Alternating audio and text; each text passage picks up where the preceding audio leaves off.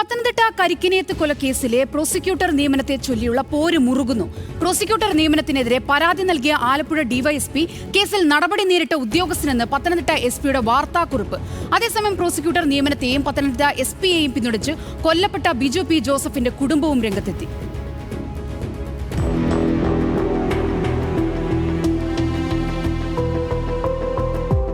Karikkinethu കൊലക്കേസിലെ prosecutor നിയമനത്തെ ചൊല്ലിയുള്ള തർക്കം ഉന്നത പോലീസ് ഉദ്യോഗസ്ഥർ തമ്മിലുള്ള പരസ്യപ്പോരിലേക്ക് എത്തിയിരിക്കുകയാണ്. പത്തനംതിട്ട ജില്ലാ പോലീസ് മേധാവി TJ വിനോദ് കുമാറിനെതിരെ ആലപ്പുഴ ഡിവൈഎസ്പി മധു ബാബുവാണ് ആദ്യം മുഖ്യമന്ത്രിക്ക് പരാതി നൽകിയത്. റൌഡി ലിസ്റ്റിലുള്ള അഭിഭാഷകനെ പ്രോസിക്യൂട്ടറായി SP നിയമിച്ചു എന്നായിരുന്നു മധു ബാബുവിന്റെയും പരാതി. കേരള ഹൈക്കോടതി 2025 ഒരു വിധിന്യായം പുറപ്പെടുവിച്ചു. എത്രയും പെട്ടെന്ന് ഈ പ്രോസിക്യൂട്ടർ നിയമനത്തിൽ എന്നെ നിയമിക്കണമെന്ന് പറഞ്ഞു.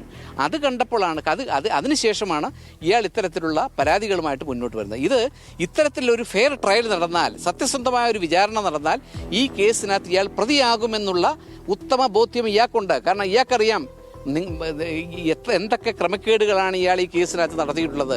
കൊലപാതകം നടക്കുമ്പോൾ പത്തനംതിട്ട CI ആയിരുന്നു മധുബാബു. മധുബാബുവിനെതിരെ പത്രക്കുറിപ്പ് ഇറക്കിയാണ് പത്തനംതിട്ട SP തിരിച്ചടിച്ചത്.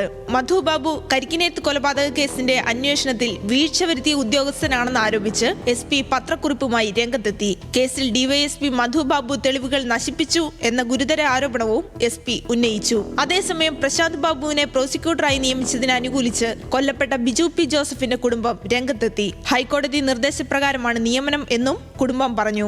അപ്പോൾ അന്ന് ഇദ്ദേഹം ഈ കേസിൽ തെളിവുകൾ നശിപ്പിക്കുകയും കേസ് അട്ടിമറിക്കാൻ ശ്രമിച്ചതുകൊണ്ട് ഈ കേസിൽ പ്രതിയാവും.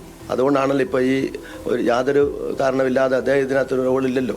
കാരണം കൊല്ലപ്പെട്ട ഞങ്ങളുടെ സഹോദരനല്ലേ. സഹോദരൻ്റെ വിചാരണ തുടങ്ങി പ്രതികളെ ശിക്ഷിക്കേണ്ടത് ഞങ്ങളുടെ കടമ. ഞങ്ങൾക്ക് നീതി കിട്ടണം. അപ്പോൾ അതിന് നീതി നടപ്പിലാക്കേണ്ടത് ഞങ്ങളാണ് തീരുമാനിക്കണം, ആരെ നിശ്ചയിക്കണം. സത്യസന്ധമായി കേസിൽ വിചാരണ നടന്നാൽ DYSP മധുബാബുവും കുടുങ്ങുമെന്ന് ബിജുവിന്റെ കുടുംബം ആരോപിച്ചു. ന്യൂസ് മലയാളം, പത്തനംതിട്ട.